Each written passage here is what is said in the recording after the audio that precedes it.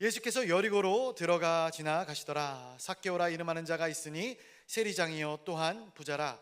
그가 예수께서 어떠한 사람인가 하여 보고자 하되 키가 작고 사람이 많아 할 수 없어 앞으로 달려가서 보기 위하여 돌무화과 나무에 올라가니 이는 예수께서 그리로 지나가시게 되밀어라.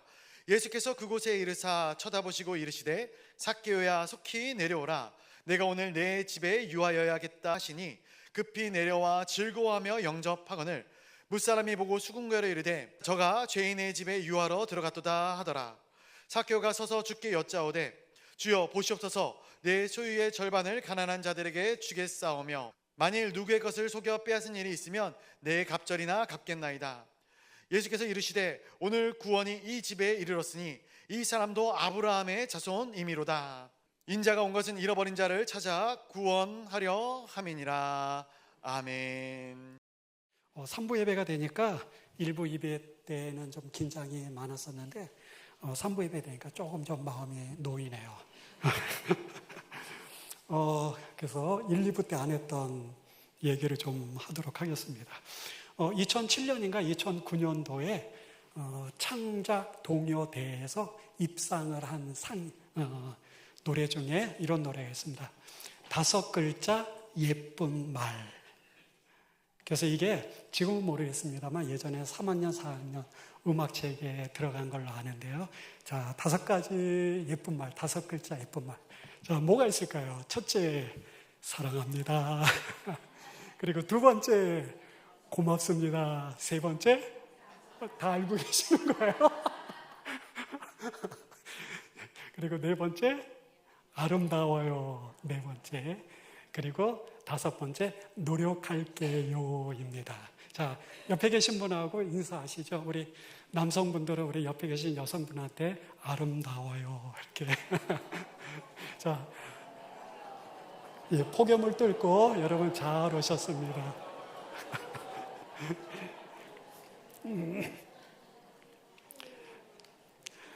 참 아브라함의 자녀라는 제목으로 말씀을 드리겠습니다.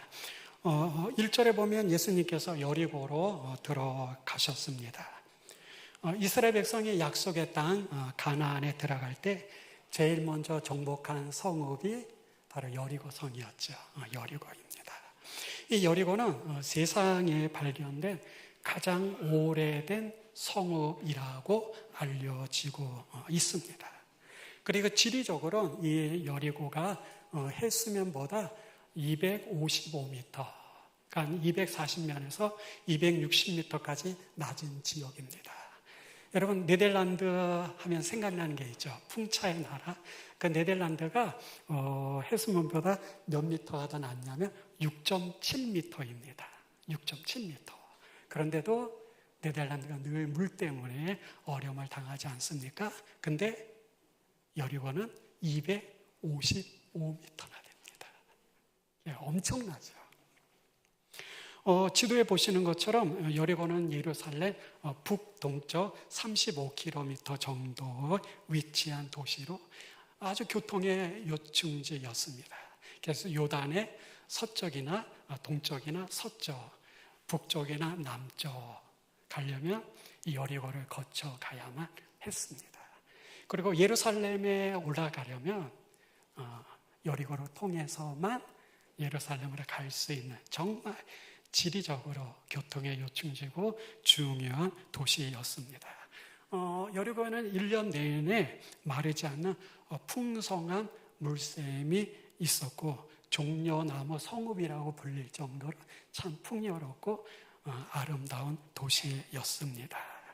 이 풍부한 물 그리고 높은 기온으로 인해서 농산물이 아주 풍부했습니다. 그리고 사해와 매우 인접해 있어서 사해에서 나는 소금, 역청, 유황 이런 것의 저장지로 아주 자연의 보고였습니다. 특별히 예수님이 태어나셨을 때 예수님을 죽이려고 했던 그 헤롯 왕, 이 헤롯 왕의 겨울 별장이 어디 있었냐면 바로 여리고에 있었습니다. 그 정도로 여리고는 정말 특별한 도시였습니다. 그래서 1세기 유대 역사학자인 요세푸스는 이 여리고를 신성한 땅이라고 말하고 있습니다. 신성한 땅이다. 그리고 영국의 유명한 신학자였던 바클레이는 이 팔레스타인 지역에서 세금을 가장 많이 내는 곳, 세금을 가장 많이 내는 곳이 이 여리고라고 말하고 있습니다. 당시 최고의 무역과 상업 그리고 교통의 요충지로 이 팔레스타인의 경제권을 좌지우지하는 그러한 유명한 도시에 바로 예수님이 지금 오늘 들어가셨습니다. 이곳에서 예수님은 삭개오를 만나게 되는데 삭개오가 누구인지 2절에 이렇게 소개합니다. 삭개오라 이름하는 자가 있으니 세리장이요 또한 부자라. 여기 삭개오라는 이름의 뜻은 깨끗한 그리고 무죄한, 그래서 의로운 자라는 의미를 갖고 있습니다. 그런데 여기 보면 특히 성경에는 많은 세리들이 나오는데 여기는 세리장이라고 표현을 합니다. 이 말은 신약 성경에서 이 세리장이라는 이 표현은 누가복음 19장 2절 딱 한 절만 나옵니다. 그만큼 삭개오 위치는 마치 한 지역 여리고의 세무소의 서장, 가장 높은 우두머리라고 말할 수 있을 것 같습니다. 당시 이스라엘은 로마의 식민지 통치하에 있었기 때문에 로마의 정치적인 간섭과 경제적인 제재를 받아야만 했던 그런 암울한 시대였습니다. 이런 시대에 삭개오가 세리장이라는 높은 간직에 앉아 있다는 것은 그가 얼마나 막강한 권세를 가진 사람이었는가를 보여줄 뿐만 아니라 팔레스타인 지역의 경제를 좌우하는 그 여리고에서 그는 유명한 알려진 엄청난 부자였다라는 것입니다. 한마디로 삭개오는 그때나 지금이나 모든 사람이 부러워하는 돈을 가지고 있었고 또 권세가 있었다라는 것입니다. 이 땅에 사는 많은 사람들 추구하는 목표가 뭐죠? 바로 돈과 권력입니다. 학생들은 대학에 들어가기 위해서 밤낮 수고하고 그리고 수많은 고시생들은 사법고시를 패스하기 위해서 밤낮 가리지 않고 방에 처박혀서 오직 공부만 몰두합니다. 제 베프가, 제 가장 가까운 친구가 법대에 들어갔는데 이 친구가 법대에서 사법고시를 패스하려고 시험을 봤는데 1차는 매번 합격을 했어요. 근데 문제는 2차는 볼 때마다 떨어지는 거예요. 그래서 사법고시를 그렇게 보고 이제 합격하겠지 하다가 10번이나 사법고시를 봤는데 결론은 어떻게 됐을까요? 떨어졌습니다. 그리고 아닌가 보다. 그리고 포기하고 경찰로 들어가서 얼마 전에 퇴직을 했습니다. 왜 그렇게 그 친구가 10번이라는 이 어려운 사법고시를 통과하려고 그렇게 수고하고 땀을 흘렸을까요? 왜 그랬을까요? 판사가 되든 검사가 되든 변호사가 되든 바로 돈과 권세 때문일 겁니다. 한국의 부모님들이 왜 그렇게 자식들에게 가외를 시키고 학원에 보냅니까? 모든 부모가 그렇지는 않겠지만 부모들이 추구하는 그 결과 끝에 뭐가 있죠? 우리가 자식들의 행복이라고 말하지만 결국 뭡니까? 돈과 권력일 것입니다. 돈과 권력, 그것을 얻기 위해서 정말 물불 가리지 않고 달리는 것이 오늘 우리들의 삶입니다. 사실 이러한 부와 권세를 가진 사람들은 신앙에 대해서 뭡니까? 관심이 없어요. 특히 기독교에 대해서 그렇습니다. 돈이 있고 힘이 있는데 교회 다닐 필요가 있을까요? 돈과 권력을 갖고 있는데 무슨 아쉬움이 있어서 교회에 나오겠습니까? 이처럼 삭개오는 막강한 힘을 가진 사람이지만 그 돈과 권력을 유지하기 위해서 그는 세 가지를 잃어버린 너무나 불행한 사람이었습니다. 삭개오가 잃어버린 첫 번째가 뭐냐면 하나님을 잃어버렸습니다. 삭개오는 아브라함의 후손이에요. 당연히 하나님을 예배하고 하나님을 섬겨야 될 유대인이었지만 그는 로마 정부의 공무원으로 로마의 황제를 섬겨야 되고 로마의 풍속을 따라야만 하는, 그래서 자신의 돈과 권력을 유지해야만 하는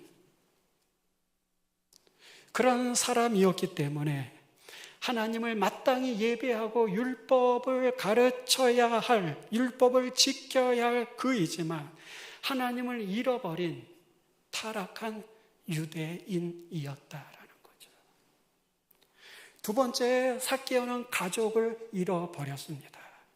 유대인의 아버지는 자식들에게 율법을 가르쳐주고 그리고 자식들의 머리에 손을 얹고 그들을 축복해 주는 하나님의 대리자로서의 아버지였지만 그렇게 할 수 없었던, 아버지의 권위를 완전히 상실해버린 불쌍한 아버지였습니다. 오히려 세리장이라는 그의 직책이 그 가족들까지도 배신자요 사기꾼의 집안이라는 손가락질을 받아야만 했던 불행한 사람이었습니다. 그리고 셋째로 그는 동족과 이웃을 잊어버린 사람입니다. 로마 권력으로 그는 세리장이라는 권세를 얻고 돈을 벌었지만 동족과 이웃에게 거짓과 사기로 착취를 통해서 긁어 모았던 재산이기에 이웃들로부터 끊임없는 저주와 끊임없는 증오의 대상이 되었던 사람이 바로 이 삭개오였던 것입니다. 여러분, 삭개오가 이처럼 돈과 권력을 얻었지만 너무나도 소중한 것들을 잃어버린 불쌍한 사람이었다라는 거예요. 그런 삭개오가 자신은 민족의 배신자요 로마의 앞잡이라는 끊임없는 양심의 가책을 그는 받았을 것이고 함께할 친구와 이웃이 하나도 없는 외로움과 텅 빈 가슴을 안고 하루하루를 살아야만 했습니다. 자신이 용서받을 수 없는 죄인이라는 사실을 자기 스스로도 누구보다 잘 알고 있었어요. 이런 삭개오에게 참된 평화가 있었을까요? 돈과 권력으로부터 자유하고 죄책감으로부터 해방될 수 있는 그런 방법은 없을까요? 그의 이름처럼 의로운 자로, 깨끗한 자로, 무죄한 자로 살아갈 수 있는 길이 없었을까요? 그런 어느 날 예수님이 여리고로 지나가신다는 소문을 들었습니다. 여리고는 교통의 중심지이기 때문에 그만큼 소문이 빨랐을 거예요. 그는 이미 예수에 대한 소문을 들었을 것이고 그분은 죄인들의 친구가 되어주실 뿐만 아니라 자기와 같은 세리인 마태가 예수님의 12 제자 중에 한 사람이라는 것도 들었을 것이고 그리고 예수 그리스도께서 하나님의 아들 메시아일 것이라는 정보도 그는 충분히 들어서 알고 있었을 거예요. 예수가 도대체 누굴까? 예수는 도대체 어떤 분일까? 그 단순한 호기심을 가지고 그는 정말 예수를 한번 보고 싶었습니다. 드디어 예수께서 여리고로 지나가신다는 소문을 듣고 모든 일을 중단하고 그분을 보기 위하여 거리로 나섰습니다. 그런데 이게 어쩐 일입니까? 여리고 온 시가지에 벌써 예수를 보고자 하는 사람들로 가득 차고 넘쳐서 한 걸음도 나아갈 수 없는 심각한 장애를 만나게 되었습니다. 예수 앞에 나가기는커녕 그분의 얼굴조차도 볼 수가 없었어요. 여기 3절의 기록처럼 그는 키가 작았어요. 그래서 그분의 얼굴을 쳐다볼 수가 없었어요. 여기 삭개오의 키가 작은 것은 자신의 능력으로도 어쩔 수 없는 신체적인 결함이었습니다. 예상하지 못했던 수많은 사람들은 그가 부딪혔던 환경의 장애물이었어요. 아마 여기 오신 많은 분들도 경험하셨겠지만 내가 예수를 믿기로 결심한, 내가 교회 한번 나가야 되겠다라고 결심한 사람들에게는 이 두 가지 장애물이 놓이게 되어 있습니다. 신체적인 문제가 있어요. 육신의 질병, 또 마음에 말할 수 없는 영혼의 상처로 인하여 나오지 못하는, 그리고 환경적인 어려움들, 대표적으로 경제적인 문제가 되겠죠. 직장의 문제가 되겠죠. 가족의 문제가 되고 자녀의 문제가 있을 것이고 사람과의 문제에 부딪히는 여러 가지 환경의 장애물이 있었을 겁니다. 그래서 많은 사람들이 생각합니다. 아하, 내가 교회 나가는 것은 아닌가 보다.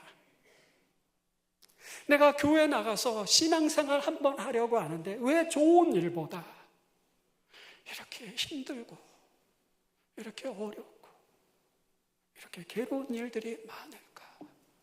나는 교회를 다닐 사람이 아닌가 보다 하고 포기하는 사람이 주변에 많이 있습니다.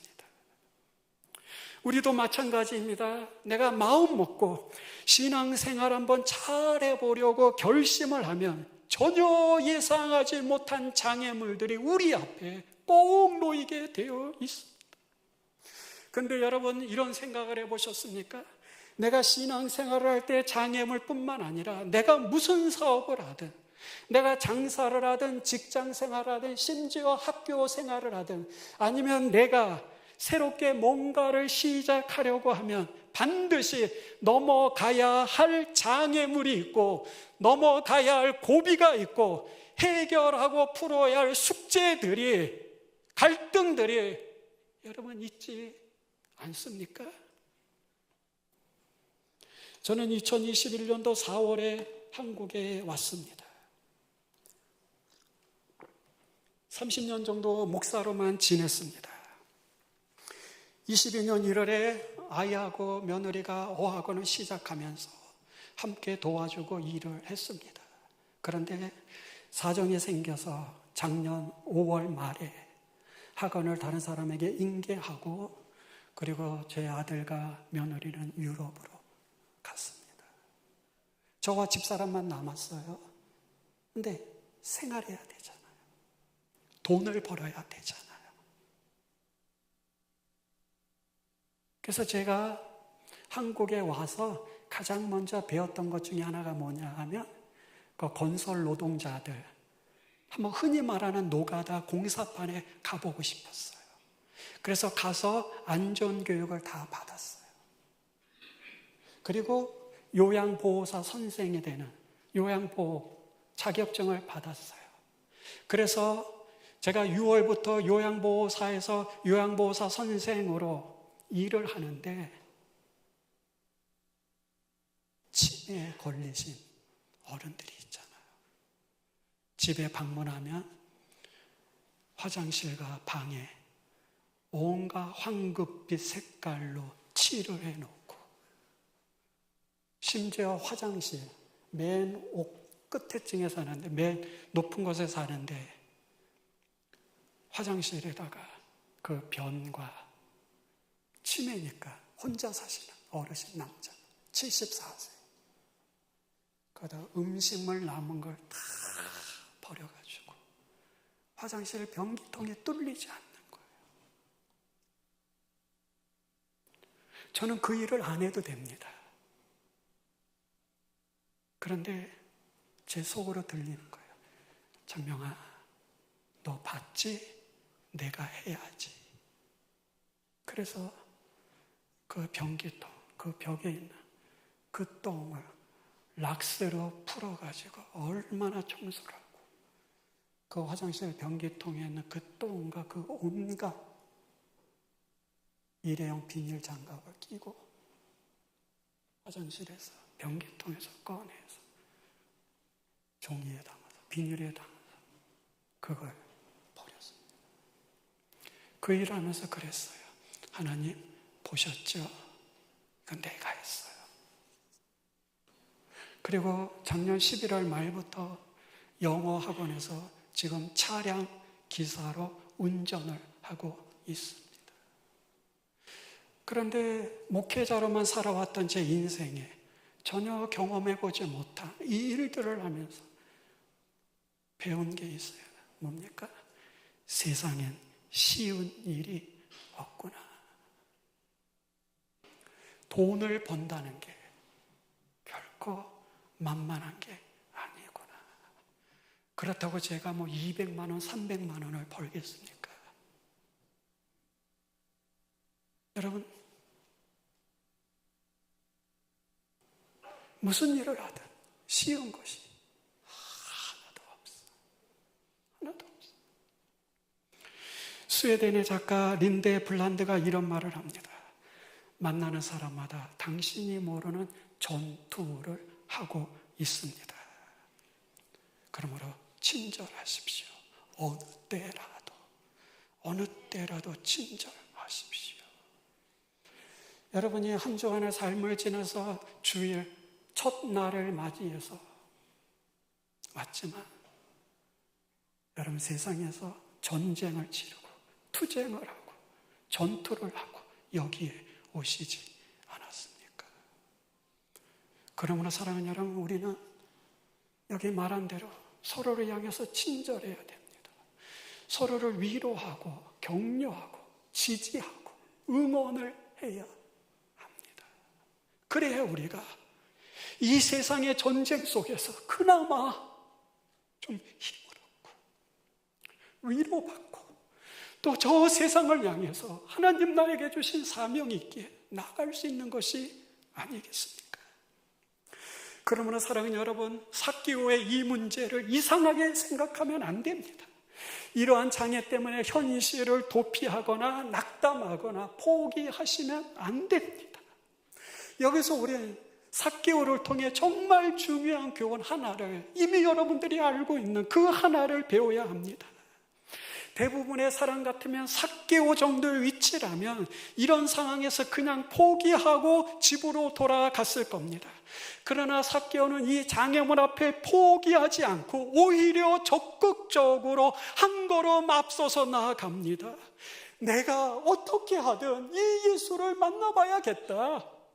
내가 저분을 만나면 내 안에 있는 모든 문제들이 해결될 수 있을지 몰라 라면서 내가 한번 이분을 만나봐야지. 내가 이왕 이렇게 나온 김에 저분을 한번 봐야지. 그리고 그는 예수님이 지나가시는 바로 앞에 있는 돌 무화과 나무를 보고 그리로 뛰어갑니다.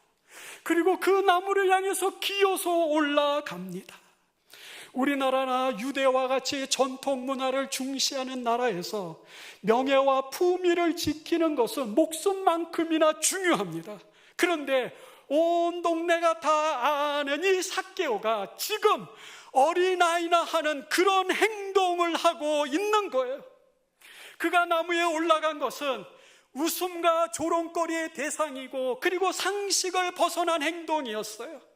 그런데 모든 사람들의 이 비웃음, 이 모든 사람의 조롱을 감수하고 삭개오는 나무 위로 올라간 거예요. 사람들이 나를 어떻게 볼 것인가? 사람들이 나를 어떻게 생각할 것인가?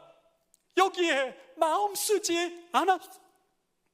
예수님을 보고 싶어하는 그의 필사적인, 그의 절대적인 열정이 삭개오로 하여금 상상할 수 없는 이런 행동을 하도록 만들었던 것이. 여러분, 무엇 때문에 삭개오가 이런 행동을 했을까요? 대답은 하나입니다. 간절함입니다. 예수를 한번 만나보고자 하는 그의 호기심이 이제는 필사적인 간절함으로 바뀌어 버렸어. 그래서 부끄러움도 체면도 허세도 모든 것 다 버리고 그냥 나무 위로 올라갔던 겁니다. 여러분, 이런 행동이 오늘 우리들이 본받아야 할 중요한 교훈이 아닐까? 내가 오늘 교회 나와서 내가 예수님을 한 번이라도 한번 보았으면, 내가 한 번이라도 예수님의 은혜를 경험했으면, 내가 한 번이라도 성령께서 내 위에 임재하시는 이 놀라운 은혜를 한번 받아봐야겠다, 경험해야 되겠다. 이 마음 때문에 삭개오는 어린아이와 같이 이렇게 행동한 이 모습으로 우리가 돌아가야 되지 않을까?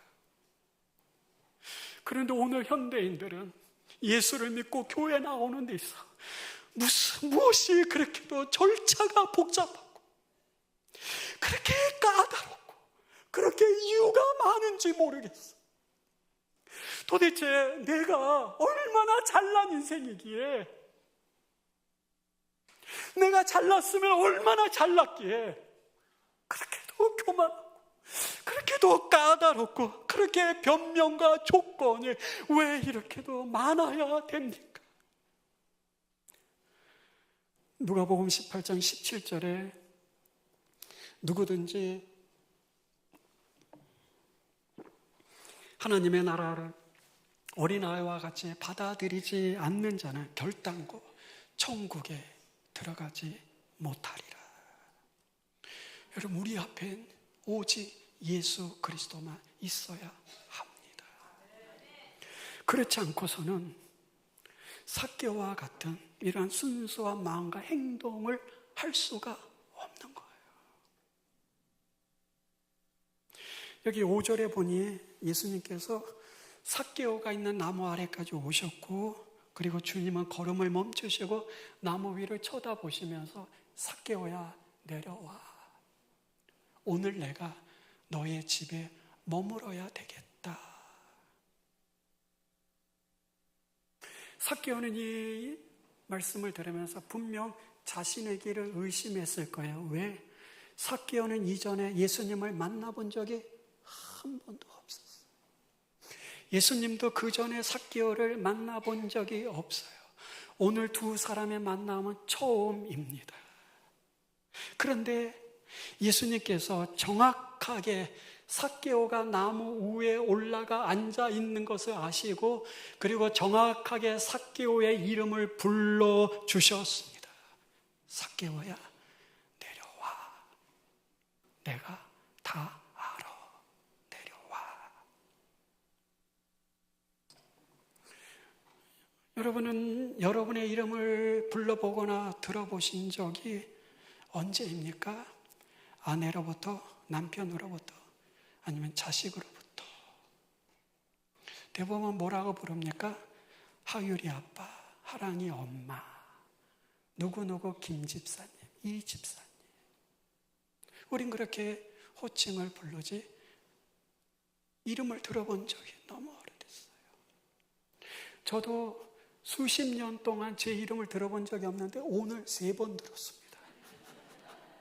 1부 예배 때 우리 김창명 목사님 말씀 잘 전하게 해달라고, 2부 예배 때 김창명 목사님 설교 잘하게 해달라고, 3부 예배 때 들으셨죠? 3번 들어봤습니다. 여러분, 전 이호령 교수가 전에 이런 말을 했습니다. 이름을 부른다는 것, 그것은 잠든 것을 일깨운다는 것이며, 멀리 있는 것을 가까이 다가서도록 하는 것이며, 침묵하게 하는 것을 말하게 하는 것이다. 예수님께서 삭개오를 부르시면서 삭개오야 내려와 라고 부르시면서 그의 잠든 영혼을 일깨워 주셨어요. 삭개오를 부르시면서 하나님으로부터 멀리 떠난 그를 가까이 다가오도록 하셨어요. 삭개오의 이름을 부르면서 그의 침묵하던 입술에 회개의 고백을 외치게 하셨습니다. 시편 147편 4절에 그 별들의 수요를 세시고 그것들을 다 이름대로 부르시는도다.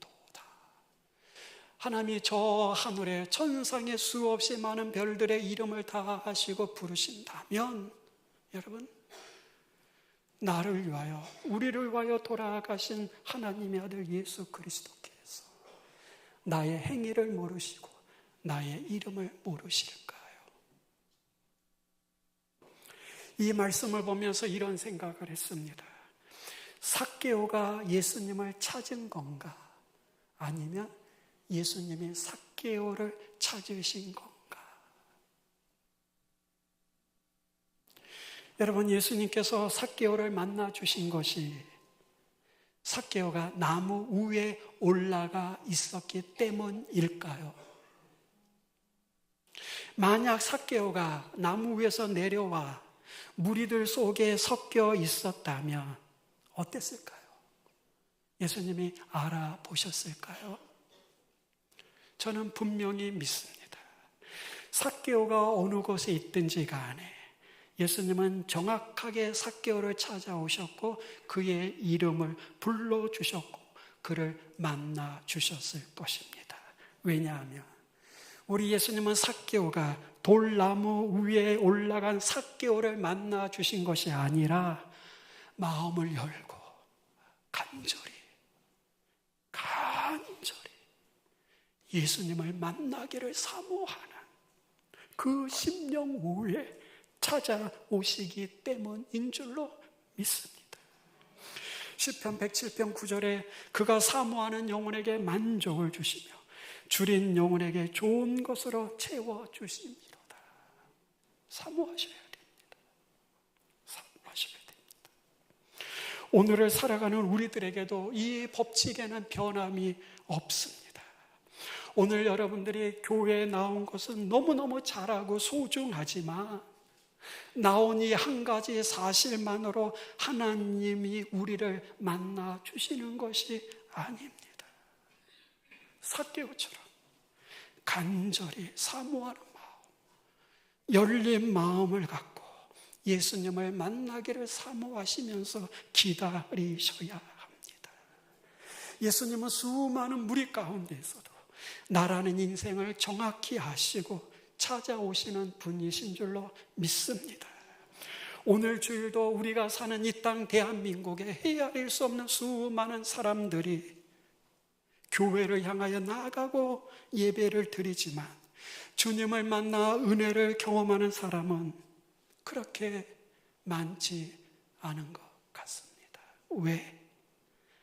마음을 열고 하나님을 만나고자 하는, 내가 오늘 꼭 하나님의 은혜를 받으리라, 내가 꼭 하나님의 말씀을 통해 그 음성을 들으리라, 이 간절함으로 나오는 성도가 아니면 하나님은 결코 우리들을 찾아오시지 않습니다. 여러분, 이 귀한 시간에 여기까지 오셔서 마음을 닫아놓고 딴 생각을 하며 예배에 관심이 없다면 이것만큼 예수님 앞에서도 그리고 내 앞에서도 우리 각 사람 앞에서도 그것만큼 큰 손실이 없고 그것만큼 슬픔이 없는 것. 이 부름 앞에 삭개오는 놀라서 급히 내려와 말할 수 없는 즐거움으로 예수님을 영접했습니다. 돈과 권력에 얽매여 살아가는 삭개오가 주님을 만나면서 양심의 해방을 얻었고 참된 자유를 경험하면서 마음의 감사와 감격 그리고 기쁨이 솟아났습니다. 삭개오는 주님을 집에 모시고 큰 잔치를 베풀었습니다. 여러분, 이 잔치가 어떤 잔치였을까요? 굉장한 잔치였을 겁니다. 왜? 삭개오에게 돈이 없을까요?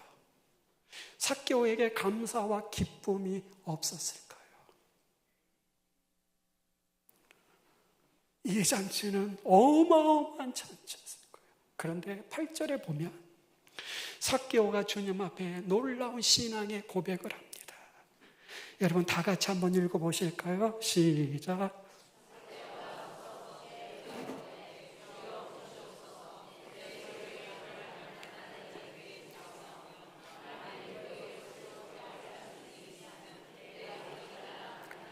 예수님께서 삭개오의 재산을 내놓으라고 요구하신 것이 아닙니다.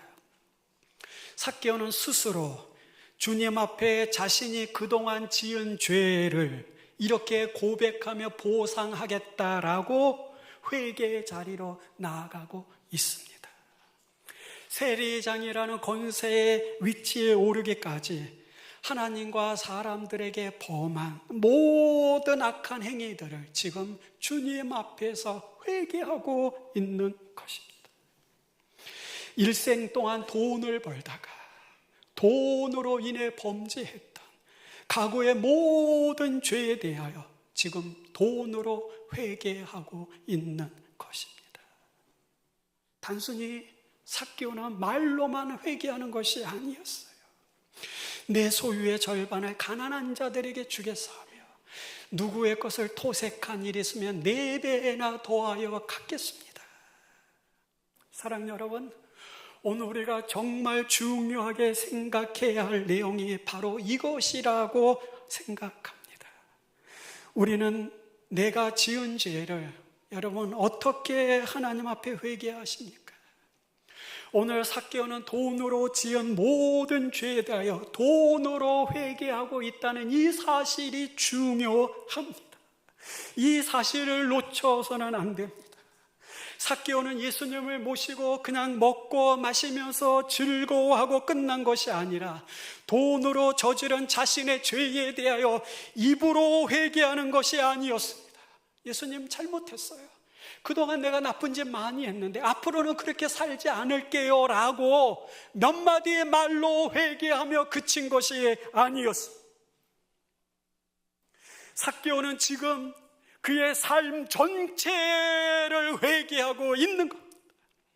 마음의 회개가 있고 자신의 탈취로 고통당한 이웃들을 향하여 하나님의 말씀에 가르치고 있는 대로 자신의 재산을 가지고 지금 보상해주고 있는 겁니다. 출애굽기 22장 1절에 사람이 소나 양을 도둑질하며 잡거나 팔면 그는 소 1마리에 소 5마리로 갚고 양 1마리에 양 4마리로 갚을 것이니라. 4배를 더하라고 말이에요. 사무엘하 12장 6절입니다. 그가 불쌍히 여기지 아니하고 이런 일을 행하였으니 그 양 새끼를 4배나 갚아 주어야 하리라. 삭개오는 입으로만 회개가 아니라 그는 하나님의 말씀에 가르쳐주는 대로 철저하게 행동하는 회개가 그의 삶 전체가 한마디로 회개가 일어나고 있습니다. 이게 진정한 회개자의 모습이 아닐까요? 이 회개를 우리 주님이 너무 기뻐하고 계심을 우리는 확인할 수 있습니다. 사랑하는 여러분, 주님께서 이런 말씀을 하셨습니다. 하나님과 죄물을 겸하여 섬길 수 없느니라. 우리의 돈은 얼마든지 하나님을 대신할 수 있는 우상이 될 수 있습니다. 우리의 돈이 회개하여야 하고 우리 지갑이 열리면서 회개하여야 합니다. 저는 여기서부터 지금 삭개오의 참된 회개가 시작되었고 삭개오는 지금 이 회개를 하나님 앞에 드리고 있는 것입니다. 여러분 한번 상상해 보겠습니다. 이 삭개오의 어마어마한 재산이 지금 가난한 사람들에게 전달되어지고 있습니다. 자신이 가지고 있던 재산의 반이 가난한 자들을 위한 구제 헌금으로 그리고 어려운 이웃에게 소외된 이웃에게 전달되고 있는 이 그림을 여러분 한번 그려 보십시오. 억울하게 착취를 하고 빼앗았던 돈이 4배로 보상이 되어 돌아가고 있습니다. 삭개오는 자신의 재산을 이처럼 사용하는 데서 전혀 거리낌이나 거부감이 없었어. 스스로 즐거워하며 자원하는 마음으로 이 일들을 하였던 것입니다. 여러분, 이 돈을 받고 놀라는 여리고 사람들을 생각해 보십시오. 돈을 4배나 돌려받았어요. 내가 구제연금과 특별연금을 받았어요. 이게 뭐래? 이게 도대체 무슨 돈이야? 라면서 그 돈을 받고 있는 그 연약하고 불쌍한 이웃들을 한번 생각해 보십시오. 그의 엄청난 재산이 너무나도 아름다운 구제연금으로 가난한 자들과 병든 자들에게, 소외된 이웃에게 전달되고 있습니다. 그의 돈이 전달되어지는 곳마다 예수를 만나 완전히 새로워진 삭개오의 변화와 그의 믿음이 증거되어지고 있고, 민족의 배신자여 사기꾼보다 더 악한 삭개오를 새롭게 만드신 예수 그리스도의 능력의 그 이름이 이 돈이 전달되는 곳마다 함께 전해지고 있는 이 놀라운 믿음의 현장을 여러분 보셔야 합니다. 그렇습니다. 삭개오의 돈이 전해지는 곳마다 예수의 이름과 하나님의 말씀이 아름답게 포장되어 전달되어지는 특별한 포장지의 역할을 하면서 여리고를 거룩한 도시로 변화시키고 있는 것입니다. 누가복음 18장 18절 이하에 보면 부자 간원이 나옵니다. 그가 예수님 앞에 내가 어떻게 하여야 영생을 얻습니까? 라고 질문했을 때 예수님이 이 부자 간원에게 이렇게 말씀합니다. 18장 22절에 내게 아직도 한 가지 부족한 것이 있으니 내게 있는 것을 다 팔아서 가난한 자들에게 나눠줘라. 그리하면 하늘에서 내게 보화가 있으리라. 이 예수님의 말씀을 듣고 이 젊은 부자 간원이 큰 부자이므로 이 말씀을 듣고 심히 근심하며 떠나가더라. 예수님께서 그 젊은 부자 간원의 돌아가는 그 뒷모습을 씁쓸히 쳐다보시면서 24절과 25절에 이렇게 말씀하십니다. 재물이 있는 자는 하나님의 나라에 들어가기가 얼마나 어려운지, 낙타가 바늘기로 들어가는 것이 부자가 하나님의 나라에 들어가는 것보다 더 쉬우니라. 부자와 권력가로 세상의 가치 속에서 부족한 것이 하나도 없이 매일매일 쾌락의 삶 속에 뒹굴어 살던 삭개오가 이제는 그 돈을 통해 하나님과 이웃을 찾았고 잊어버린 가장의 권위를 회복하며 그가 가진 돈이 새로운 의미와 가치를 부여하게 되었습니다. 이것이 바로 예수 그리스도를 만나 회개하고 구원받은 사람 삭개오의 놀라운 변화인 줄로 믿습니다. 예수님은 오늘도 우리의 삶 가운데서 예수 만난 구원의 감격과 기쁨 속에 우리의 삶이 온전한 변화와 그리고 온전한 헌신으로 참된 믿음을 소유한 하나님의 사람들을 기다리고 계시는 줄로 믿습니다. 주님은 이러한 삭개오의 회개를 받으시고 9절과 10절에서 이렇게 선포하십니다. 오늘 구원이 이 집에 이르렀으니 이 사람도 아브라함의 자손이로다. 예수님께서 이 말씀을 하시면서 너무너무 삭개오를 자랑스러워 하시는 거예요. 너무너무 좋아하시는 거예요. 그래서 외친 겁니다.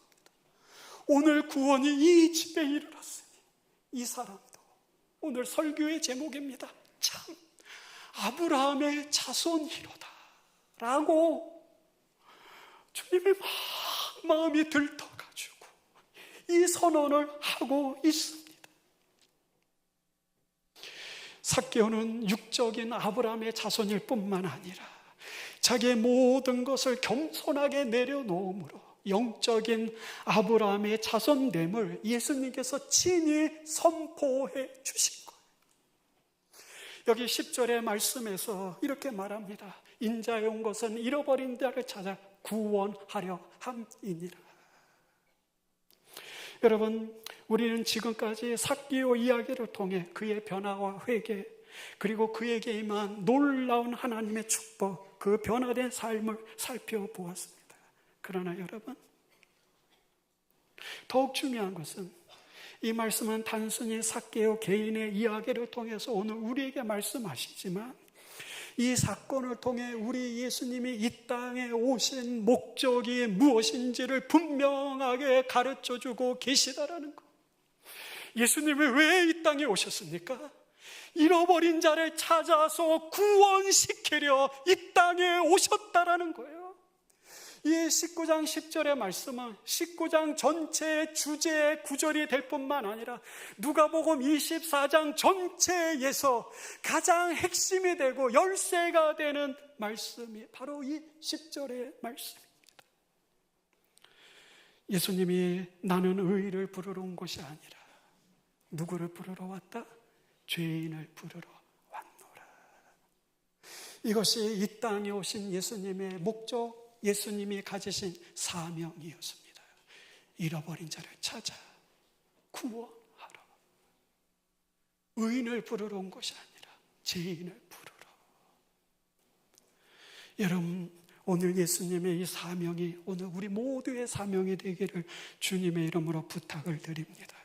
오늘 이 놀라운 구원의 감격과 기쁨을 가지고 돌아가십시다. 우리의 삶이 늘 새롭게 변화되는 복된 인생이 되기를 기원합니다. 그리스도 예수 안에서 새로운 삶의 가치를 발견한 한 주간이 되기를 축원합니다.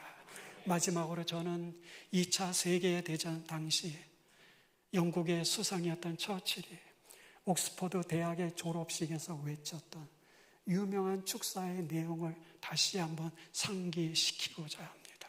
왜냐하면 우리 신앙의 삶에는, 그리고 내가 하는 모든 일들 앞에는 늘 장애물이 있기 때문입니다. 늘 새로운 장애물, 늘 나를 괴롭히는 그 장애물이 있기 때문입니다. 이렇게 외칩니다. Don't give up. 포기하지 마십시오. Never give up. 절대 포기하지 마십시오. Don't you ever and ever give up. 절대로 포기하지 마십시오. 저는 이 교훈을 통해서 여러분의 삶 가운데 어떠한 장벽과 어떠한 장애물이 있든지 간에 여러분 절대로 포기하지 마십시오. 절대로 교회를 떠나지 마십시오. 언제든지 끝까지 그 모든 환난과 어려움 가운데서도 예수 그리스도의 십자가를 붙잡고 그분의 은혜를 사모하면서 믿음으로 승리하는 우리 모두가 되기를 주님의 이름으로 축원합니다. 기도하시겠습니다. 오늘 말씀을 기억하시면서 하나님, 내 인생에 부딪히는 모든 장애물 속에 절대로 포기하지 않도록 예수님 도와주십시오. 나와 동행해 주십시오. 은혜를 베풀어 주십시오. 주님, 저에게 주신 사명 무엇이든지 간에 어느 곳에 있든지 간에 잃어버린 자를 찾아 구원하시려 오신 그 주님의 미션이 나의 사명이 되게 하시고 남은 내 인생의 목적이 되게 해 주십시오. 기도해 주시기 바랍니다. 우리 다 같이 주의 이름을 부르면서 기도하시겠습니다. 주여, 오 거룩하신 하늘아버지, 감사와 찬송과 영광을 주님께 돌려드립니다. 오늘 삭개오를 통하여 우리에게 주시는 이 생명의 말씀들을 마음에 새겨봅니다. 하나님, 우리 앞에 늘 다가오는 이 장애물들, 신앙의 장애물일 뿐만 아니라 내 삶에 부딪히는 모든 장애물들, 오 주님, 나의 힘으로, 나의 의지대로, 나의 지혜로 감당하지 못하고 쓰러지고 또 쓰러지고 넘어질 때가 많습니다. 주님, 도와주시옵소서. 주님, 포기하지 말게 하옵소서. 낙심과 좌절로 넘어지지 말게 하옵소서. 의인은 7번 넘어질지라도 다시 일어나게 하시는 주님의 능력의 손에, 성령의 감화 감동하심에 붙잡힘 받게 하여 주셔서 하나님, 일어나게 하시고 또 일어나게 하실 뿐만 아니라 주님 주신 이 거룩한 사명 앞에 하나님 힘써 행하게 하시고 하나님 은혜를 주셔서 나의 생애 속에 이 사명을 기쁘게 감당하며 하나님의 나라와 영광을 위하여 살아가는 인생이 되게 하여 주시옵소서. 예수님의 이름으로 기도합니다. 하나님, 우리 앞에 왜 이렇게도 장애물이 많은지요. 건강에 장애가 있고 내 마음에 누구에게도 토설하지 못할 마음의 상처와 아픔이 있습니다. 또 경제적인 장애물이 있습니다.